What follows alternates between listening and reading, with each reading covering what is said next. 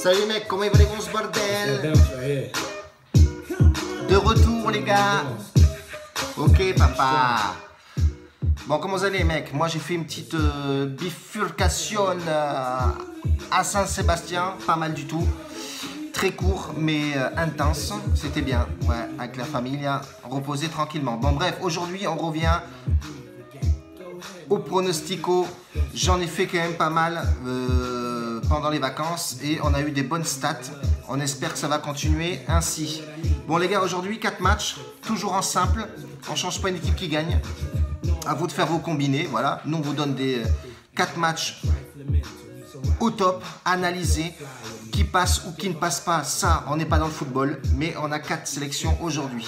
Donc championnat irlandais, match qui joue à 20h45, Dundalk contre Derry City. Au niveau du classement, les deux équipes se valent coude à coude.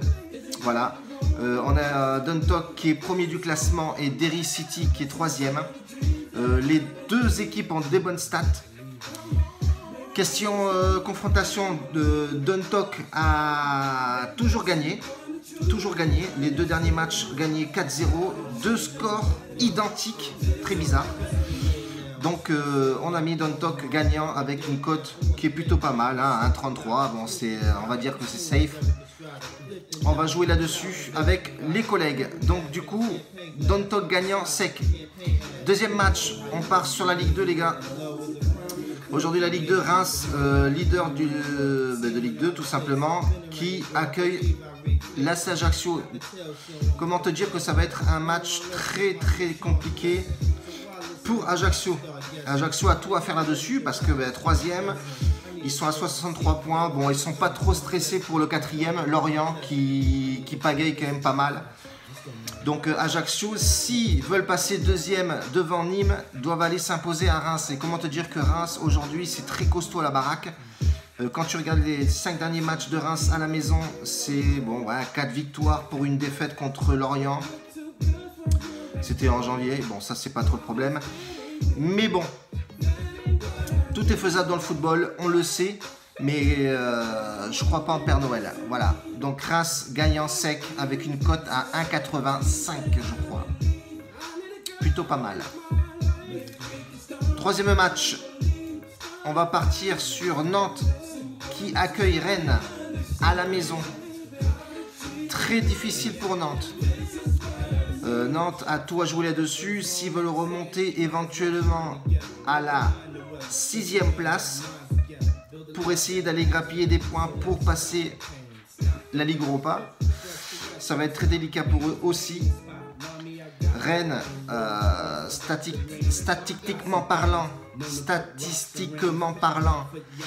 a toujours gagné contre Nantes. Voilà, Rennes, que ce soit à l'extérieur ou à domicile, c'est soit 2 victoires pour un match nul. Donc Rennes très en forme en ce moment. Au niveau des blessés, à part Diallo, Traoré qui est blessé à la cheville.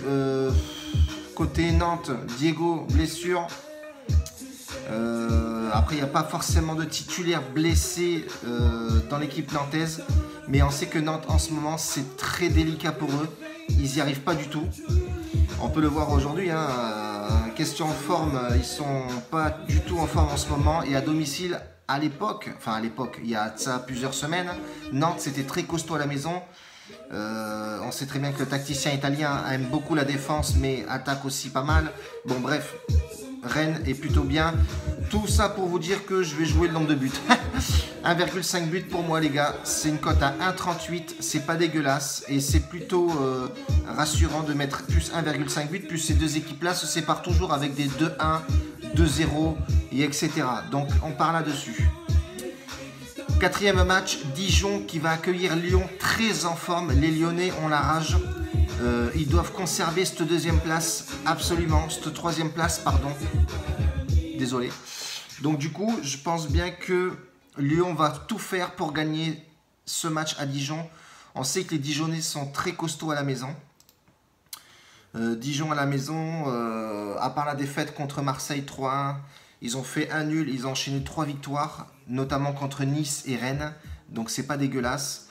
Mais bon, les Lyonnais en ce moment sont plutôt pas mal. Ils ont récupéré Fekir de blessure. Donc pour l'instant, blessure à l'épaule de Diaz, mais bon, il est incertain, mais il va jouer. C'est un guerrier ce mec. Donc du coup, je vais partir sur Lyon.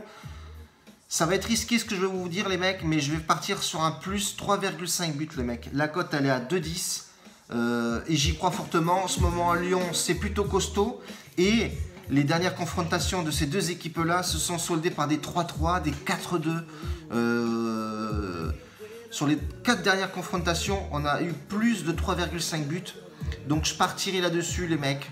Je vais mettre ce match là comme un match fun. Voilà, fun. Avec 60% de réussite quand même, parce que j'y crois fortement. Lyon claque beaucoup de buts, voilà, que ce soit à l'extérieur ou à domicile. Donc voilà les mecs, pour aujourd'hui, c'est plutôt pas mal. Je vais faire une petite nouveauté aussi, je vais sélectionner 5 équipes pour la Coupe du Monde. 5 équipes, pas 4, pas 3, pas 2, 5 équipes pour la Coupe du Monde. Et je vais me focaliser sur ces 5 équipes-là, à taper des statistiques de ouf sur ces 5 équipes. Je vais jouer que sur ces 5 là. Je me répète bien. Parce que les mecs ils vont me dire ouais mais pourquoi tu prends pas celle-là, mais pourquoi tu prends pas celle-ci. Non, je vais sélectionner 5 équipes. Pour moi, les meilleurs de la Coupe du Monde. Ceux qui peuvent éventuellement la gagner ou arriver dans les demi ou les quarts de finale. Voire même la finale, pourquoi pas. Mais je vais me focaliser là-dessus, sur le nombre de buts, le buteur, l'équipe qui va gagner, et etc., et etc. Toutes les statistiques vont pleuvoir là-dessus. Je vais vraiment taper ça fort et sélectionner ces 5 équipes-là. Donc voilà les mecs pour aujourd'hui. J'ai rencontré pas mal de monde depuis que je fais les vidéos, les mecs qui me suivent, les mecs qui veulent s'allier avec moi. Moi je suis open à toute alliance ou etc. Je fais aucune différence malgré les mecs qui viennent te pomper tes pronostics et qui te disent oui, là, je suis pas un pompeur, machin, écoute-moi, fais ta vie, fais pas attention aux autres, mais par contre, à un moment donné, quand tu es un mec et un homme, il faut avoir des couilles.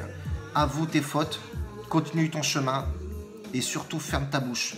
Quand tu sais pas comment parler, ferme ta bouche. Donc moi, j'ai 2 mecs avec moi et la plupart du temps, c'est moi qui fais les statistiques et qui met les matchs. Les 2 mecs qui sont avec moi, dont un spécial foot, il me donne pas mal de tuyaux, on se donne des tuyaux. Et un mec qui fait du tennis, il a fait un palier montant. Pour l'instant, il est au 3e palier. On va mettre le 3e palier sur Snapchat uniquement. Voilà, je ne le mettrai pas sur YouTube parce qu'il est en train d'analyser ses matchs. 3e palier sur Snapchat. Si vous êtes intéressé, allez-y. Il a fait déjà le 1er palier qui est passé, le 2e est passé et le 3e aujourd'hui, normalement, il le met. Donc voilà les mecs, si vous avez des questions ou quoi que ce soit, il y a un email, tapez dedans, envoyez ce que vous avez envoyé, même si c'est dégueulasse, c'est pas grave, on le prend, mais question ou pas question, posez-la. Voilà. La bise, un peu long la vidéo aujourd'hui, mais il faut analyser un peu toute cette situation de critique, pas critique, constructive ou pas. Il faut en discuter. On a beaucoup de personnes qui se plaignent, machin. Les gens qui se plaignent, c'est bien. S'ils sont pas contents, prends 50 balles. Tu payes un mec qui va te faire des analyses pour toi. Et elles vont être faussées automatiquement aussi. Faut pas rêver, les mecs, c'est pas Dieu. La bise là-dessus. À ce soir au match, les gars. Ciao, la bise.